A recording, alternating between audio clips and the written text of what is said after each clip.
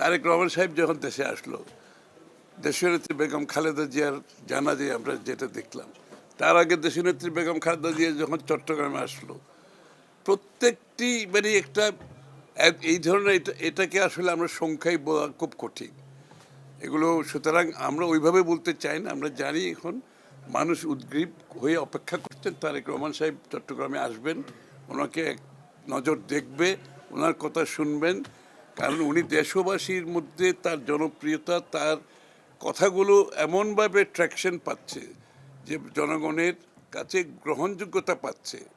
তো সেটার ভিত্তিতে আমরা এই জন্যই বলছি যেটা শুধু রাজনৈতিক জনসমাগম হবে না, এটা হবে বাংলাদেশের সর্বসাধারণের অংশগ্রহণের একটি জনসমাগম। সুতরাং এটা একটু ভিন্ন ধর্মী সমাগম হবে, শুধু রাজনৈতিক হবে না। এটার বৈশিষ্ট্য হচ্ছে ওই জায়গায়, আমি ওই জায়গাটায় জোর দিতে চাচ্ছি।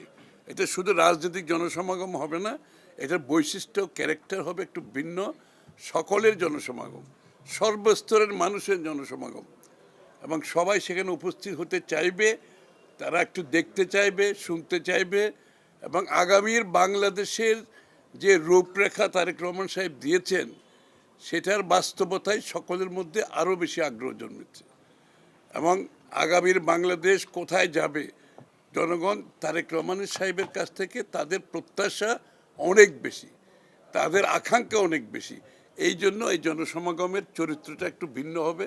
হয়তো সমাগমের দিক থেকে আমি বলবো কত বিশাল হবে সেটা আমি আগেভাগে বলাটা বোধহয় সঠিক হবে না, সেটা আপনারা দেখতে পারবেন।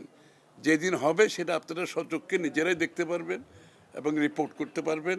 আমি আশা করি চট্টগ্রামবাসী বারবার বাংলাদেশ জাতীয়তাবাদী দলকে, দেশনেত্রী বেগম খালেদা জিয়াকে, জিয়াউর রহমান সাহেবকে, তারেক রহমান সাহেবকে চট্টগ্রামবাসী যেভাবে ভালোবেসেছেন এবং চট্টগ্রামের জনগণ যেভাবে সমর্থন দিয়েছেন, চট্টগ্রামের জনগণের উপর ওনাদের যে আস্থা আছে সেটা আবার প্রতিফলন আমরা দেখতে পারবো আগামী 25 তারিখের জনসভায়।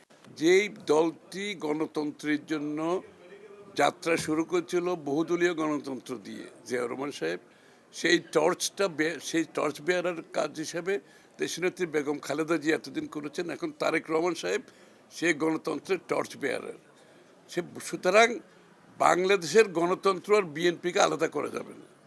এই দলটি শুরু থেকে শেষ পর্যন্ত গণতন্ত্রের লড়াইয়ে বারবার জিতছে, এইবারও গণতন্ত্রের লড়াইয়ে বিএনপি জিতবে ইনশাল্লাহ।